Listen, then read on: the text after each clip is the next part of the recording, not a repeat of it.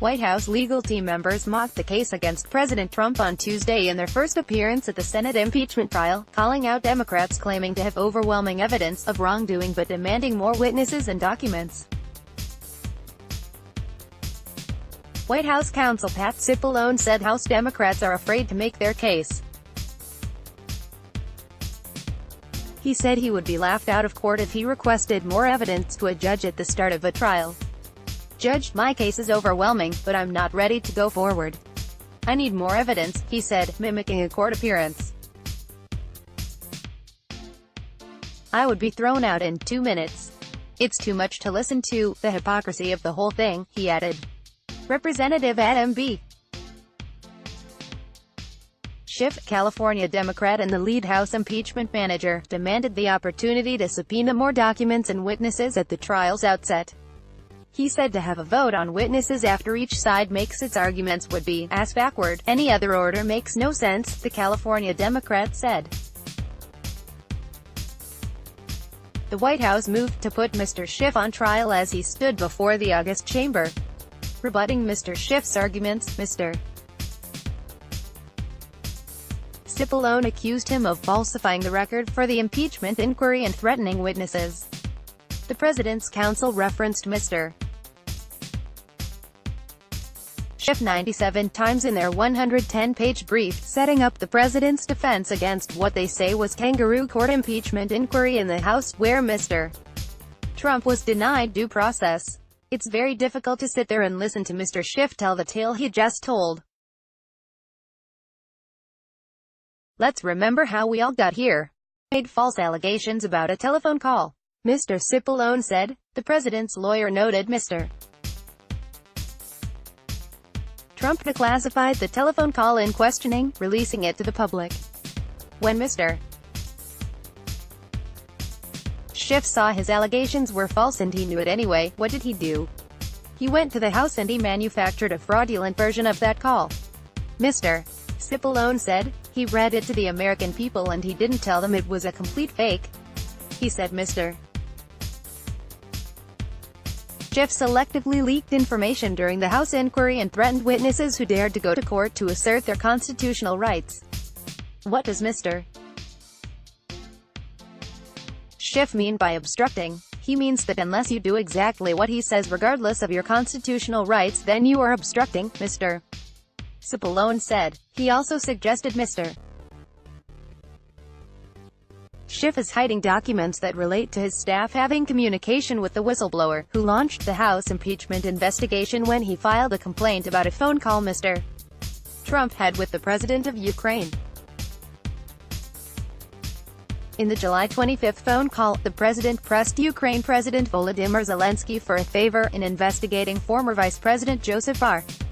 Biden and Ukraine meddling in the 2016 election. Mr. Schiff has been a central figure in the impeachment and the Democrats' three-year crusade against Mr. Trump, including promoting the salacious but unsubstantiated dossier that helped spur the Russia collusion probe. A Ukraine radio show once pranked Mr. Schiff by pretending to be Russians with naked photos of Mr. Trump. Mr. Schiff's staff pursued the photos until the joke was revealed. Before the trial convened, the Democrats' trial managers took on Mr. Cipollone, declaring him a fact witness to Mr. Trump's alleged wrongdoing and demanding he provides testimony. They said the potential conflict of interest could be severe enough to require his disqualification. The ethical rules generally preclude a lawyer from acting as an advocate at a trial in which he is likely also a necessary witness, they wrote in a letter to the White House. Even if the advocate does not take the witness stand, his status as an unsworn witness risks seriously damaging the fairness of the trial. Their demands previewed the finger-pointing dominating the impeachment fight. Mr. Trump's counsel made a similar claim regarding Mr. Schiff, who spearheaded the impeachment and has ties to the White House whistleblower who initiated the impeachment effort. The White House team previously said Mr. Schiff was a fact witness and questioned his role in the trial. The two sides also accuse each other of abusing political power to impact the 2020 election. The showdown over the trial procedure dominated the first day of Mr. Trump's impeachment trial. Senators and other key players had been sworn in last week, but Tuesday marked the first time the president's lawyers mounted a defense. The back-and-forth over calling witnesses followed weeks of Democrats demanding more evidence for the upper chamber's hearing. House Speaker Nancy Pelosi held on to the two articles of impeachment, for abuse of power and obstructing Congress, for about a month in an attempt to influence the process. Senate Majority Leader Mitch McConnell of Kentucky and his Republican conference were united about following the same procedures used for President Bill Clinton's impeachment trial in 1999, which put off votes on witnesses until later. The debate continued into the night. The trial rules were expected to pass in a party-line vote. Back in 1999, the Senate unanimously agreed to the rules for Mr. Clinton. Mr. McConnell unexpectedly bowed to criticism of his proposal to give each side 24 hours over 2 days to make their case. That timeline could have extended each trial day until 1 a.m. and prompted critics to label the Majority Leader Midnight Mitch. The rules resolution offered Tuesday gave each side 24 hours over 3 days, the same timeline used in Mr.